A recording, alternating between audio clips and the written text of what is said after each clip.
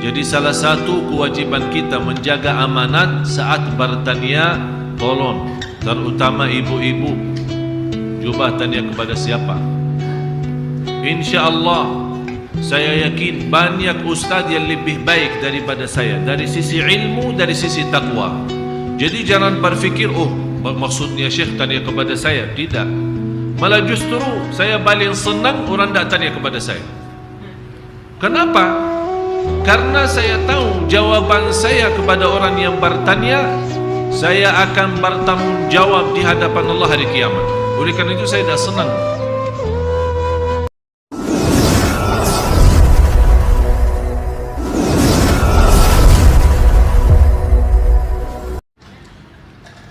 Assalamualaikum warahmatullahi wabarakatuh.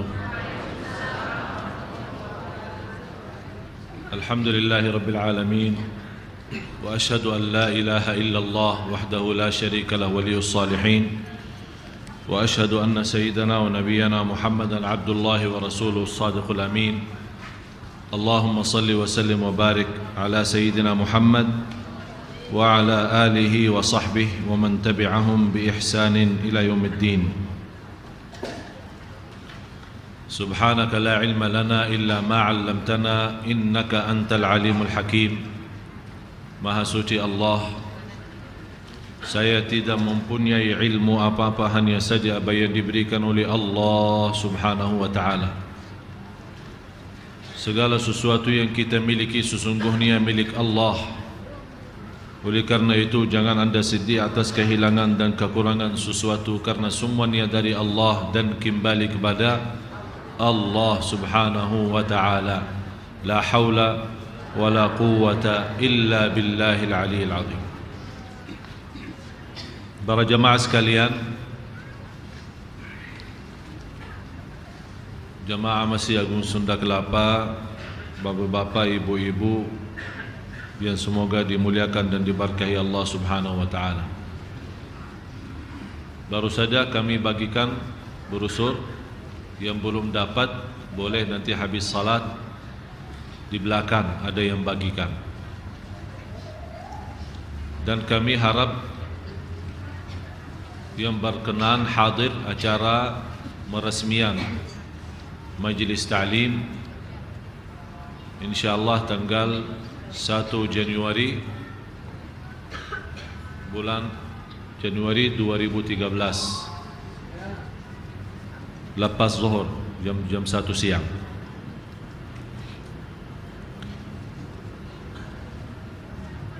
Dan karena aktivitas semua kumpulan sedekah jamaah Bapak Ibu yang terkumpul di Masjid Sunda Kelapa, ya 100% Sunda Kelapa. Oleh karena itu di luar kota amal Sunda Kelapa yang berkenan membantu dakwah dan aktivitas majlis ta'lim kami ke depan, itu ya insyaallah disalurkan lewat apa yang saya sudah sampaikan di brosur. Dan saya harap juga diinfokan saat ada bantuan dari siapapun, tolong diinfokan, ada nomor yang sudah ada. Boleh kalau lewat SMS ke nomor pribadi saya 08788 40 340 366 08788 40 40 366. Tapi di SMS, jangan telefon. Termasuk pertanyaan, insyaallah kita akan buka kesempatan lewat majlis ta'lim kita, insyaallah tanya jawab. Dan sebenarnya jamaah sekalian, biar untuk info saja, ini semua saluran sedekah jamaah sekalian betul-betul 100% untuk aktivitas kita, termasuk insyaallah tanggal 20 Januari yang itu berdapatan dengan Maulid, ya, bulan Maulid. Insyaallah kita akan mengundang Imam Besar Masjid Quba dan Imam Besar Masjid Qiblatain. Kemudian 3 anak yang saya pernah ceritakan, 3 anak yang paling kecil hafal Al-Quran, kakak adik Yang pertama umur 7 tahun, yang kedua 5 tahun, yang ketiga 3 tahun. Dan tiga-tiganya hafal Quran 30 juz. Masih kami berusaha membincang di tanggal 20 Januari itu salah satu imam besar Masjidil Haram atau Masjid Nabawi. Tapi sampai sekarang kami belum terima jawaban. Tapi kalau imam Masjid Kuba dan imam Masjid Qiblatain, karena sebagai mereka sahabat saya dari kecil, alhamdulillah mereka sudah memberikan lampu hijau dan kami lagi proses tiket dan aktivitas untuk mendatangkan mereka. Dan insyaallah kalau Allah kasih kemudahan salah satu imam Masjidil Haram, mudah-mudahan dalam doa Bapak Ibu. Dan program kami bukan hanya di Jakarta, programnya insyaallah safari menghafal Al-Quran. Kita membawa, jadi semua jamaah sekalian sedekah yang disalurkan insyaallah digunakan untuk Indonesia semua. Kita akan membawa 3 anak ini yang paling kecil dalam program kami keliling seluruh Indonesia selama 1 bulan, selama bulan Maulid. Dan habis itu baru kita ke Malaysia. Oleh karena itu insyaallah sedekah jamaah sekalian sangat berguna, bermanfaat, karena selama ini semua aktivitas, saya bicara jujur saja, semua aktivitas kami saya bagi uang pribadi saya. Artinya apapun yang kami terima dari infak ke majlis ta'lim, dari ceramah, dari tausiah, dari tabligh akbar, alhamdulillah 100% digunakan untuk dakwah. Ya, jadi tidak ada untuk pribadi. Tapi alhamdulillah bagi saya, pribadi saya itu adalah dakwah. Mudah-mudahan dalam doa jemaah sekalian Allah Subhanahu wa taala memberikan segala kemudahan. Sudah simpan nomor? Alhamdulillah, tidak rubah lagi sisanya. Mari kita sama-sama lanjut.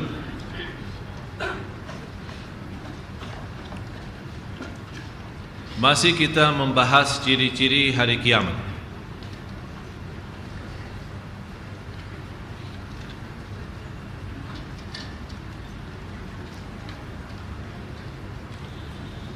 Kita masih di poin yang 13. Ciri-ciri hari kiamat. 13. Hilangnya amanat. Dari Abu Hurairah radhiyallahu anhu menuturkan, Rasulullah sallallahu alaihi wasallam bersabda, jika amanat telah disia-siakan, maka tunggulah kiamat. Abu Hurairah radhiyallahu anhu bertanya, wahai Rasulullah, bagaimana amanat itu disia-siakan? Beliau menjawab, jika urusan diserahkan kepada selain ahlinya, maka tunggulah kiamat. Hadis riwayat Imam Bukhari. Banyak urusan kita serahkan kepada bukan ahlinya. Kita sebagai rakyat memilih seorang pemimpin yang tidak tepat, pemimpin kecil atau pemimpin besar. Ini termasuk tidak menjaga amanat. Pemimpin pun yang terpilih dari termasuk lurah, kepala desa, kampung dan seterusnya, walaupun orang yang terpilih tidak menjaga amanat yang sudah diberikan dengan baik-baik, itu kehilangan amanat, artinya kehilangan kepercayaan, termasuk antara suami istri di dalam rumah tangga. Kalau kita tidak saling percaya antara suami istri, berarti sudah tidak ada amanat dan tidak ada nyaman dalam rumah tangga. Dan ini masalah besar, karena masalah ini sangat pengaruh menjadi salah satu ciri hari kiamat.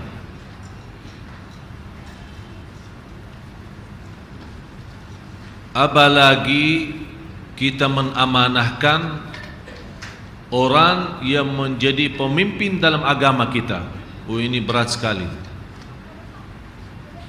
Selama saya di Indonesia, saya selalu berkata, gampang jadi ustaz, gampang jadi kiai. Ini masalah, harus kita betul-betul menjaga bagaimana cara solusinya Apalagi jamaah sekalian, yang perlu kita jaga saat kita bertanya, harus kita betul tahu di mana mau bertanya.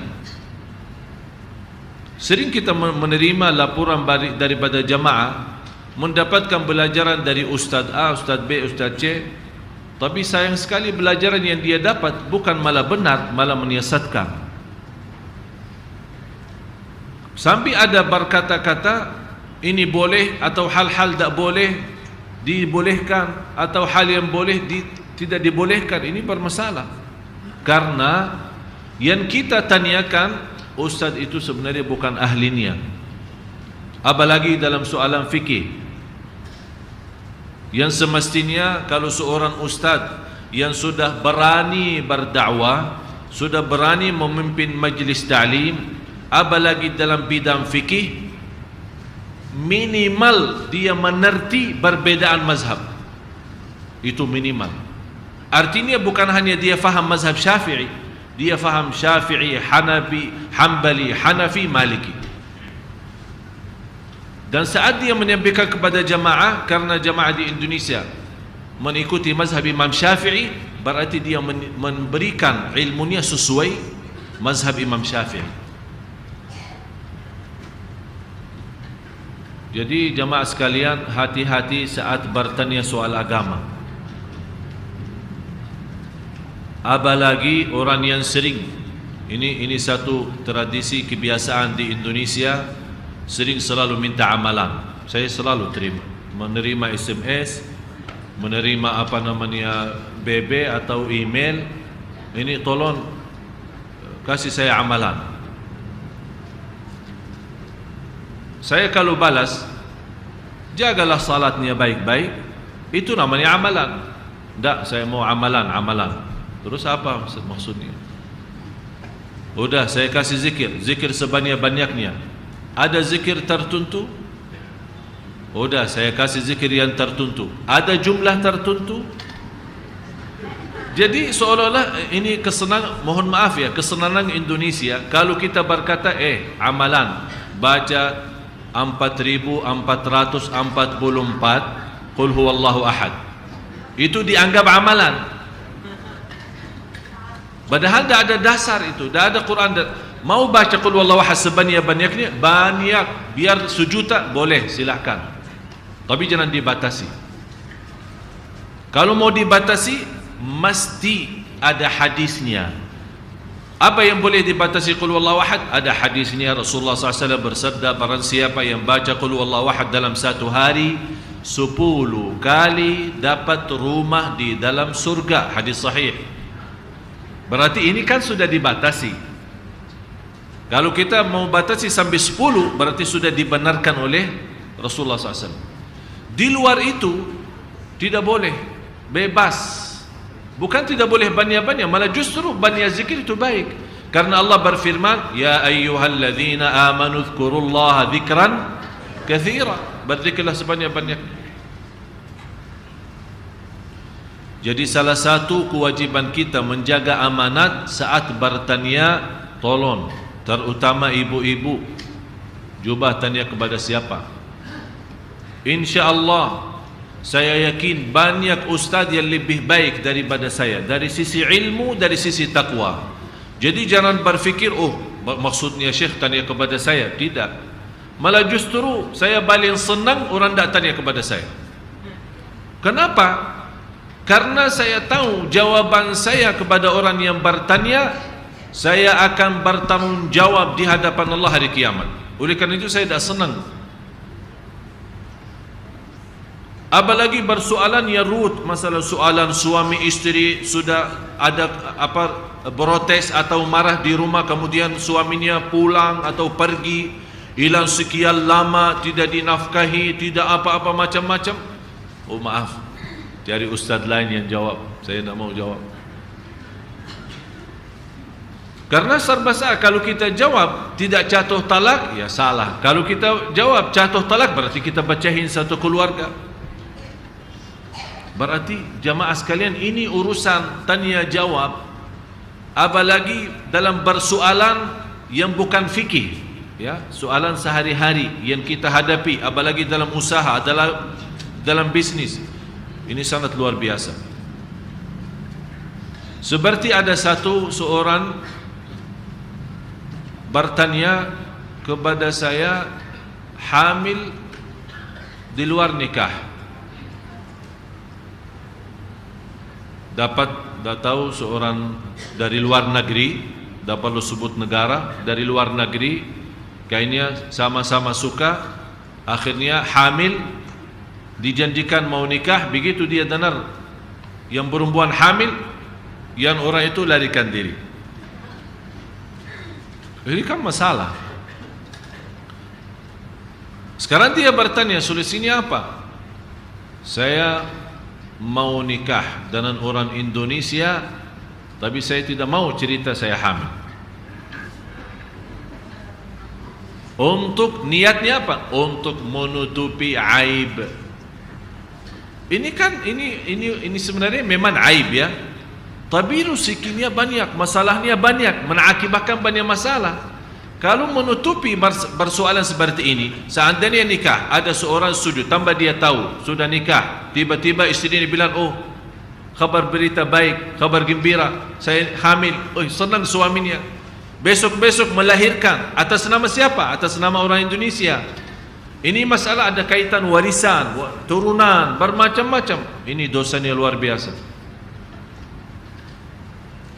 Saya tekankan kepada dia, mohon maaf, anda sudah tahu diri salah, mudah-mudahan diampuni Allah, tapi jangan membangun salah di atas salah. Mesti beritahu. Dan tidak boleh menerima pernikahan selama hamil. Itu namanya masih iddah. Kalau kita memang sudah terhitung sebagai iddah, walaupun bukan namanya iddah, tapi tak boleh orang nikah sama orang hamil. Ini terus larinya anak itu kepada siapa? Ini karena tidak mengerti agama, berat. Begitu saya menjelaskan solusinya, dia bilang terus, saya dah enak, saya malu kalau saya cerita. Oh, mohon maaf, saya bukan ustaz yang memberikan jawaban sesuai karena ibu malu. Itu jawaban saya. Kalau mau cari yang lain silahkan, saya tak mau tanggung jawab. Oleh karena itu, hati-hati dalam urusan agama, warisan, keluarga, turunan, hal-hal yang barangkali kita belum tahu penjelasannya di dalam Quran dan hadis. Harus betul-betul tahu, bertanya kepada seorang, bukan hanya ilmunya, ulama yang ilmunya benar-benar baik dan orangnya takwa. Ini yang diperlukan. Karena saat orang ulama yang ditanyakan, kalau dia orang sendiri bertakwa, pasti dia tidak akan macam-macam saat jawabannya.